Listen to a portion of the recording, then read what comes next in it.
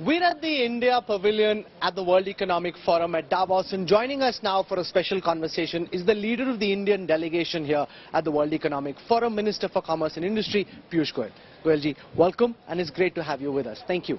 Thank you, Rahul. You know, what I find very interesting at Davos this year, apart from the weather, is that it almost seems as if India has taken over the promenade. You've got Andhra Pradesh, Tamil Nadu, Maharashtra, Madhya Pradesh, Telangana, Karnataka, and this huge India Pavilion.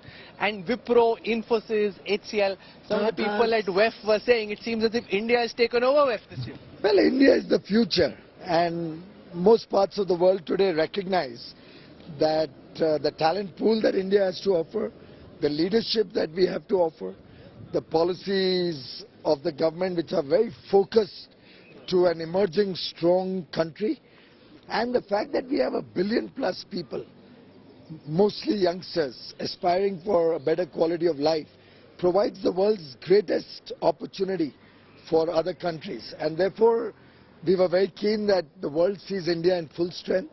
All the states have interacted with me over the last 2-3 days. They're all very excited to be here to showcase their states. This kind of healthy competition, yet the India first spirit amongst all states, irrespective of political affiliation, will help us show to the world India should be your destination. For the last couple of years, it seemed as if India was poised for takeoff, but something or the other always held us back, whether it was the pandemic initially, the Ukraine-Russia war now, rising in interest rates, inflation. Is that been a bit of a bummer for you, because you've been kind of poised for takeoff but not really taking off? Well, all of the issues you mentioned were before every country in the world. Sure. So in that sense, we relatively were better off. We were able to be very nimble in our decision making, in our policies. We were able to quickly align ourselves to the needs of the people of India. You saw the announcements yesterday. Very, very well thought out, very well crafted policies to address challenges of inflation, and also showing to the world that this is a country which is very responsive to the times. You saw how during COVID, Prime Minister Modi led from the front, how he was able to rejig our health systems, rejig our business policies, open up the economy, reform different sectors.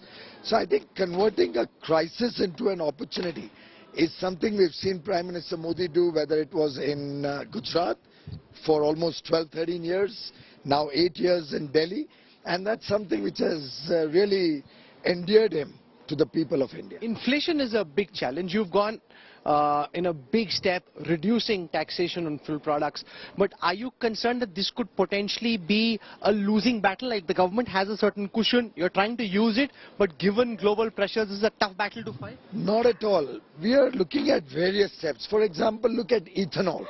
Now, ethanol is a natural substitute for the crude oil consumption, and the growth in India. 8 years ago, when we came into government, India was producing ethanol worth about 400-500 crores. This year, it will be about 30,000 crores of ethanol alone. And in the next 3 years, as we transition to about 20% ethanol blending in our petrol vehicles, we are looking at a 65-70,000 crore economy on the ethanol alone.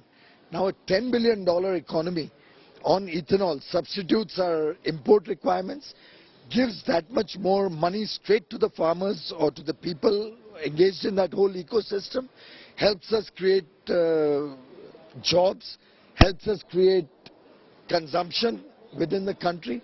So the Prime Minister's thinking is very focused on a very balanced, futuristic economic growth, recognizing the changing times. So our transition to, let's say, renewable energy is also the envy of the world.